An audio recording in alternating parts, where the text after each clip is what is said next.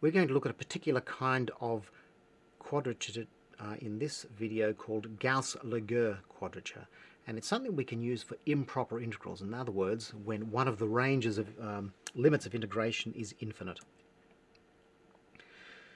So obviously I asked the question, can we use Gaussian quadrature for things like this? And because we're looking at this, the answer is clearly yes.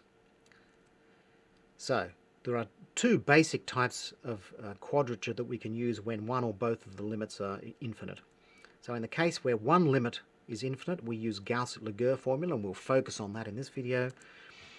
If both limits are infinite, so for example minus infinity to infinity, we can use the Gauss-Hermite formula, and we'll look at that in a separate video. So today we'll focus on Gauss-Laguerre. So Gauss-Laguerre quadrature uses the interval from 0 to infinity and a weight function e to the minus x. So that weight function must appear. So the quadrature points xi and the weights ai are determined so that the formula is exact for polynomials up to order 2n minus 1, just the same as Gauss-Legendre, and the formula looks like this. The integral from 0 to infinity e to the minus x times f of x dx is exactly equal to the sum from I equals 1 to n, where n is the number of points, times ai, our quadrature weights, times the function evaluated at a set of xi, where these are our quadrature points just as before. But of course we're going to end up with different quadrature points. So let's look at the example again of n is equal to 2. So we need to satisfy this formula here. It needs to be exact when f of x is equal to 1. It needs to be exact when f of x is equal to x squared, and x cubed. So we go through, and as we did with Gauss-Legendre quadrature, we come up with a set of 4 equations that embodies these conditions. And so they look like this. So when f of x is equal to 1, the integral from 0 to infinity of e to the x dx is equal to 1, which must be equal to a1 plus a2, because our function's just 1. When f of x is equal to x, our integral is 0 to infinity of x e to the minus x. Again, the value of that is 1, and our function is just x, so the right-hand side is a1x1 plus a2x2. Similarly, when f of x is equal to x squared, we end up with a1x1 squared plus a2x2 squared is equal to 2, and finally for x cubed, another function. So we have 4 equations, they're nonlinear equations, in 4 unknowns. We need to solve them for a1, a2, x1, x2, and if you do that, we end up with this expression here. So x1 is 2 minus root 2, x2 is 2 plus root 2, a1 is 2 plus root 2 on 4, and a2 is 2 minus root 2 on 4. So there's an interesting sort of anti-symmetry here. For reference, it turns out that the quadrature points xi are the roots of the nth order Laguerre polynomials. So the Laguerre polynomials are a set of polynomials that come from an equation in physics. And if we look at the case of n is equal to 2, this is the yellow line here.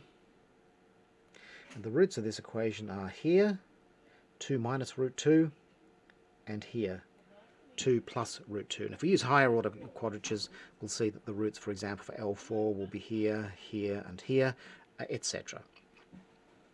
The weights I are obtained from derivatives of this Laguerre or these Laguerre polynomials. Of course, our integral will rarely have a factor of e to the minus x out the front. In other words, it's not going to look like this. So how do we deal with this particular situation? Well, it's not so hard. We can rewrite any function f of x as f of x is equal to e to the minus x times e to the plus x times f of x, because those two things multiplied together are just equal to 1. So we haven't done anything here except multiply by 1, but we've chosen 1 to be equal to a particular form that's going to assist us. So let's rewrite our integral. The integral of f of x dx is equal to the integral of e to the minus x times e to the x times f of x, and I'm just going to call this momentarily g of x, just so that we don't get confused as to what we're doing. Therefore, the integral from 0 to infinity of f of x is equal to the sum from I equals 1 to n, where n is the number of points in our quadrature, times the weights, times g evaluated at our quadrature points. But we've already just said that g is equal to e to the x times f of x, so we can actually substitute that back in. So the formula that we're looking for has this e to the x in here. So xi and ai are the GaussLaguerre quadrature points and weights. That's all well and good, but how can we solve integrals that are still improper integrals, but don't go from 0 to infinity? For example, they might go from a to infinity, where a is greater than 0, or they might go from minus a to infinity, or they might go from minus infinity to 0 instead of 0 to infinity. So let's have a look at the first one. So if our integral goes from a to infinity, we can do a coordinate transformation. Y is equal to x minus a, and that means that dx is equal to dy, so that doesn't change, and that f of x is equal to f of y plus a, but our limits of integration now go from 0 to infinity. So we can use the GaussLaguerre quadrature on f of y plus a. Again, we're still going to need to include this additional factor of, in this case, e to the minus y, because we've now changed variable to y. And based on what we had on the previous slide, this is simply equal to the sum over the quadrature points, I goes from 1 to n, of our weights, times e to the yi, times the function evaluated at yi plus a, where these are the quadrature points. So that's pretty easy. How about the middle case there? Well, we can split it into two different parts if we wish. So one part that goes from minus a to 0, and the other part that goes from 0 to infinity. So we can use GaussLaguerre directly for that, and we can integrate this one with GaussLegendre. We can also use exactly the same technique as we used in the previous case, except now the coordinate transformation has a plus a instead of a minus a. Finally, for integrals of this form here, we make a very simple change of variable. We just let y equal minus x. So therefore the quadrature becomes exactly the same as it was in the normal case, except now we're taking function values at minus x.